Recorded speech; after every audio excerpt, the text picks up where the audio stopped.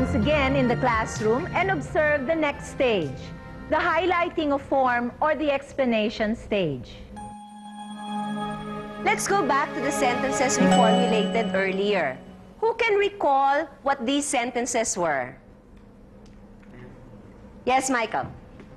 You have taught for 13 years, and you have taught since 1985. Okay, good. I have taught for 14 years, and I have taught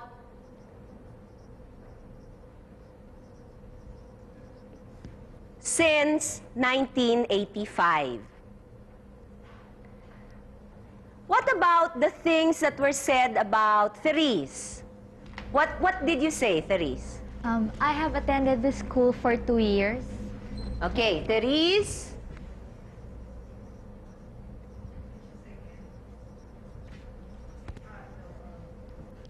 Therese has attended this school. What was it again, Therese? For 2 years, ma'am. For 2 years. How about you, Diana? Ma'am, I have worn this watch since last year.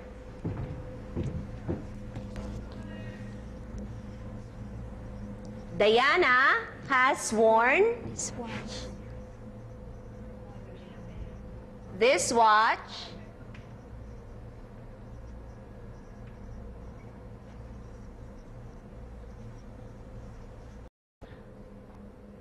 All right, let's now try to understand the concept behind what we have been talking about.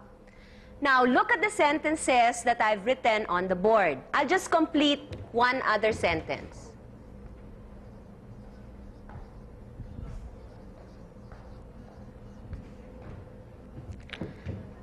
Now, take a look at the parts of the sentence which I will mark.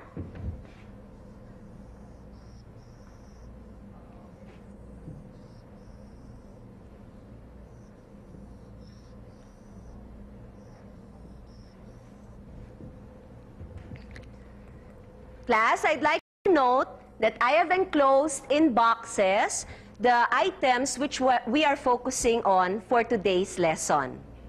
Now, this time, I'm going to show you a line.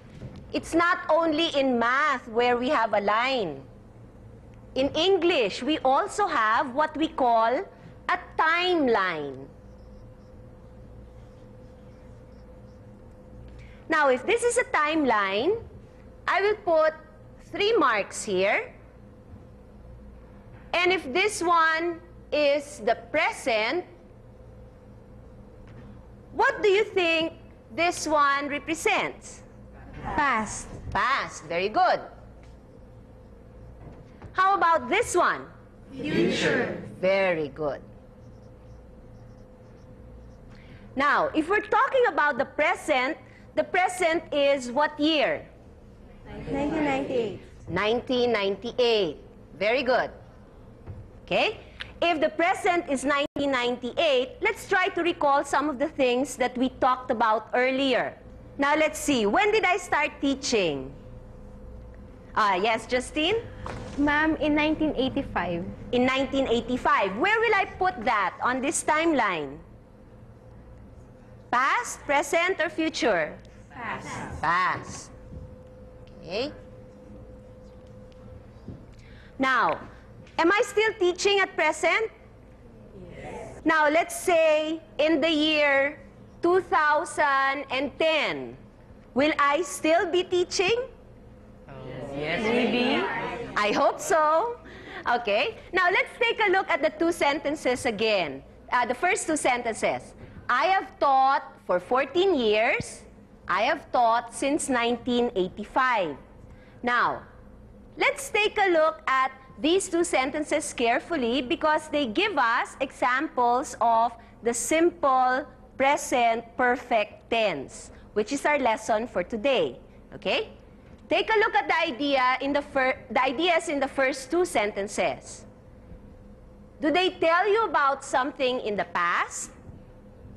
do they tell you about something in the present? Do they tell you about something in the future? Yes, ma'am. Okay, so what then does the simple present tense want to tell us? Yes, Christian? The sentence tells us that something happened in the past, and that thing may still be happening now and may still happen in the future. Okay, so Christian says something is happening happened in the past, may still be happening now, and may still happen in the future. That was good, Christian.